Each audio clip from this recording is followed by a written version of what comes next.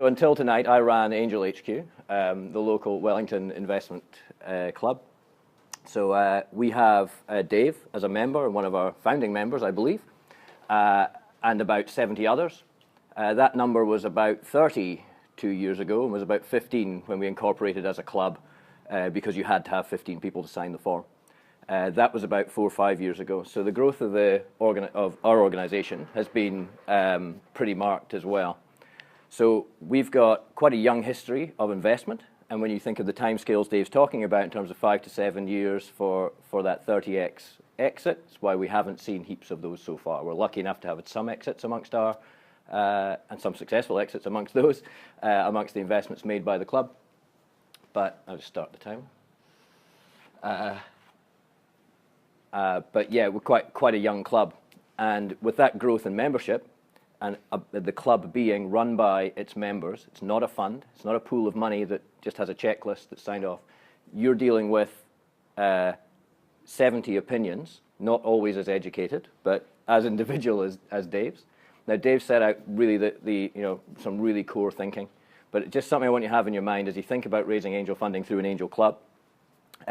These are individual decisions made by people with a bunch of other things going on in their life, distracted by all the other deals that are going on. And there's nothing that should be taken as deeply offensive or personally so to you as you go through raising money from a group like Angel HQ. But there's a number of other things moving around, and that's what makes the process interesting. So I've been asked to talk about the process, which doesn't sound fascinating in itself, but the good news is it's really, really simple. The process is you plan out your deal, you pitch your business to people, you get them to sign your term sheet, they do due diligence, then they sign your shareholders agreement and a subscription agreement, and Bob's your uncle, you're funded and you're off having a successful time growing your startup. So the process is ludicrously simple. The execution of that can prove mildly more challenging because you've got people with lots of demands on you standing in the way. So it's not quite as easy as just ticking those boxes. I'm going to run through those sections and, just given the time, talk about some of the things that frequently go wrong and maybe the one thing in each section that I really recommend that you do as you seek funding. So in terms of planning the round, Dave, I think, really set this out well. There's a couple of really critical things in there that you want to plan as early as you can. Raising money when you desperately need the money puts you at a disadvantage, both in terms of time and in terms of, I guess, negotiating. You don't have the time to do the job the way you would like. One of the worst things you can do is plan in isolation, in the same way as you'd be recommended with any given product to actually talk to the customer before you do the building of the product. You don't hide away in a cupboard, make something and run out and expect everyone to buy it. It's exactly the same with selling your business. You want to talk to the people involved as early as you can. Dave has done regular meetups. He's very accessible. We've got a number of investors around town. We've got people like Creative HQ and other resources where you can go and talk about your business and get connected, get a feel for what people expect to see. Coming along here tonight is a very good example of doing that. So doing that planning of your round with other people is most important. The planning of the round, the one thing I would say that is least often done but is maybe most significant, is to actually plan this round in line with all the other rounds. Every other dollar you're ever going to need to run your business, which sounds massively complicated, but thinking ahead into where does the next chunk of money come from.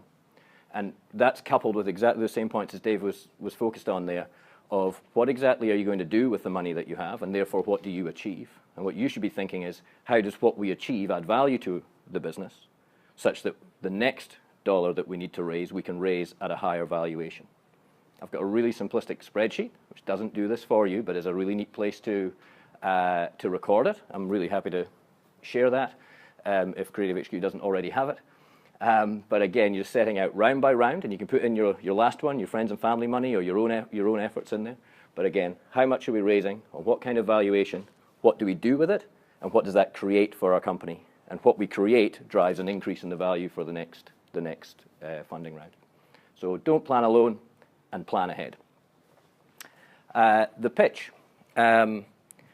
Again, we see people from time to time who work really, really hard on the pitch, and you can actually polish up a pitch, it is possible to do a really, really good pitch for not a very good business. And what's great at Angel HQ, the events I really like, I love our demo days, I love our showcases, but I really like the smaller events where you get the pitch immediately followed by Q&A in front of the group. And sometimes people who aren't so hot at the pitching really come across brilliantly in the Q&A, because the people who know their business can be subjected to questioning and even some awkward questions, but respond to them because they've genuinely thought about where they are. So you want that depth. The way to get that depth is, one, to have spent time planning and thinking about your business before you go pitching, but also to actually go and run that pitch past people, be sharing it with people and hearing the questions that you were first asked. And then you update the pitch. So again, no rocket surgery here. You are iterating, I did say that on purpose, you are iterating your pitch in the same way as you iterate your product. Cool. The term sheet. There's lots of good examples and good templated starting points out there. And it's not actually an essential part, getting that signed isn't an essential part of getting a deal done. And it's really quite common for that term sheet never to be signed. But the idea of putting together, genuinely thinking about the terms and going into the depth of thinking about what you're willing to give in the business and what the investor might expect, actually going through that process is extremely important.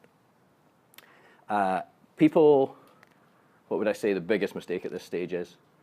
Sometimes people get really, really hung up on getting those terms entirely right before they head out. And again, there's got to be give and take.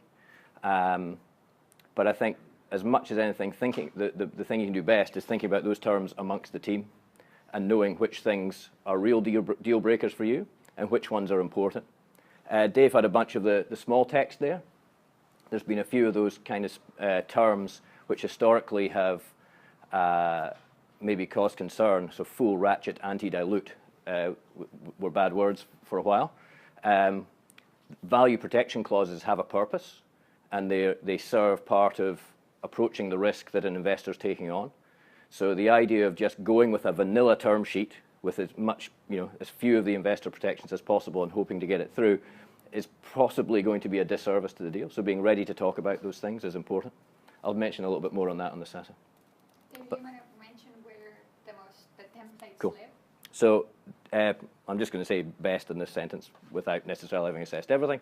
But the two best sources, one, the NZVIF website. Dave mentioned SCIF co-matching, a government fund that co-matches venture capitalists and qualifying angel groups. So they have a set of templates which are quite usable.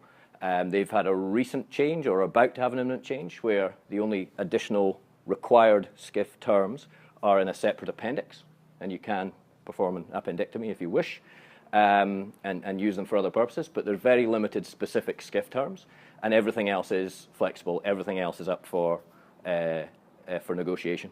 Another good source is the Simmons Stewart website.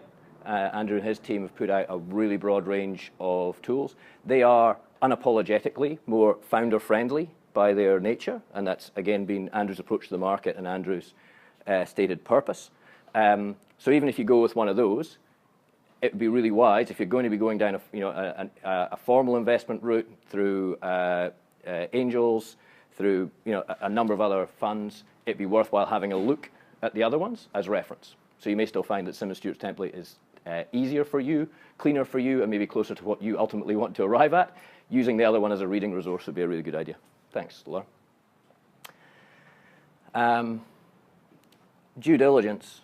So again, so you would sign a term sheet, perform due diligence, and then finish the deal. As I say, it's very, very common for due diligence to begin before the term sheet's finalized. So don't get spooked by that. I'm not going to pretend that's good legal advice, but equally a term sheet is almost entirely non-binding, so it only does so much for you anyway. The due diligence itself is something that I'm still learning a lot about, and I'm in my upper double digits of deals now, I think. And it's a really personal thing. So we have checklists within the club that people might apply or apply parts of. And there's a number of different checklists available out there. And there's some core stuff which you can do that's real, real simple. So all the legal bits, all your actual contracts, all the employment agreements that you might have, any agreement with a customer you might have, any employment agreement, anything that says the IP that you're trying to raise money for is actually in the company that you're raising the money into, all that kind of important stuff. Have all that in a Dropbox folder ready to go. So just everything that you can pull together that you can then hand over quickly. The thing that's done worst here is that someone says, oh, can I get a copy of your employment contract? And then, it arrives with wet ink 3 weeks later. This document that you said you had, you don't actually have, or you don't know where it was, or whatever. So just tidy all that up and have it in one place. Operate at the next level up and get that stuff organized. The most useful thing you can do in terms of due diligence is foster strong relations with a lead investor. This leadership thing is just the biggest deal to actually make transactions happen. So before you come in to pitch, ideally you'll have connected with somebody who's willing to introduce you, who already is supportive of your deal, already understands the broad terms and wants this deal to happen, and they're going to help you. And they lead through the due diligence process. That is a really, really powerful thing to have on your side. Someone on the other side of the deal working with you because they want to see it happen. That leadership, and Dave's taken this role for a number of companies. It really turns the heads of other investors. It makes the process go faster, and it allows you to keep momentum up. You can do this without a lead investor, and you can do it by using the manager of an angel club or yourself to help drive that process. But it is harder without that energy really coming from the other side. So the due diligence process, as I say, it's being carried out by individuals who have a bunch of other things going on. Angel HQ, for instance, the members aren't just sitting, unfortunately, 24 hours a day ready to do deals. Otherwise, my job would be much easier. They have lots of other work going on, so you are occasionally waiting for people to get through the work they say they'll do and to deliver it. So again, you politely managing and helping to drive that process and using your lead investor to do so is massively important. The DD that actually adds the timetable, because doing a reference shouldn't take too long. Checking your very clean Dropbox has got all the stuff in it that you said it would have, doesn't take long. The bit that takes longer is people actually sitting down, spending time talking to you about your business and getting comfortable that they really believe in you and in your business plan. So the faster that you can convince them you're trustworthy, you know what you're doing, and get them confident about what you're going to do, the faster they're going to help you go do it. Sounds easy, but it isn't. So you really want to focus on those relationships. So I always say it's deal development is the bit that takes longer than due diligence. The box ticking element of due diligence is fast. The making sure you're actually aligned around the idea, and again that comes back to how much of that alignment can you do before you pitch? How much can you do before you put the deal together? And then finally, the SASA, so the shareholder and subscription agreement.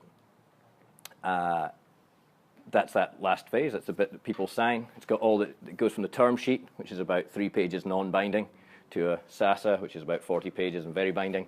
And I guess the couple of things in there. There's only one. You obviously use your legal representatives, but again, around some of those terms, as you're negotiating that and as you're landing on those final terms, I'd highly recommend you think about who's arguing for what. So we do have things like value protection terms, which are designed, if you raise money at a lower round, there'll be some a lower value in the future, be some adjustment for existing investors to reflect that they paid too much for their shares. So some adjustment in price, you give them more shares to catch them, keep them up to that new price, that lower price. So if you are negotiating a subscription agreement, then you can't in one breath, and I've seen this done, in one breath argue your company is massively undervalued because it's in the New Zealand market, and if you were in San Fran, you'd be worth $100 million, and have that argument, and in the next breath say, but I also am not comfortable with the fact that there's downward protection on the next round. So I think I'm worth 100 million now, but I'm worried I might be worth less than $1 million in 6 months. So if you have that, what you want to do is make sure your lawyer argues for the standard protections and deals with certain of the terms, and you can argue on the valuation and selling the future and the excitement of the company. So again, use your advisors well. The only two things that really matter along the way there are, one, the relationship bit. The earlier you can connect with investors, the earlier you can connect them with your company and get them involved in that trajectory, the smoother the process will be. And the other one is the planning. Just don't do things in isolation. Get out there, get your evidence, and that's the stuff that turns the heads of investors. Again, whistle stop, but really keen to take questions afterwards. Thank you.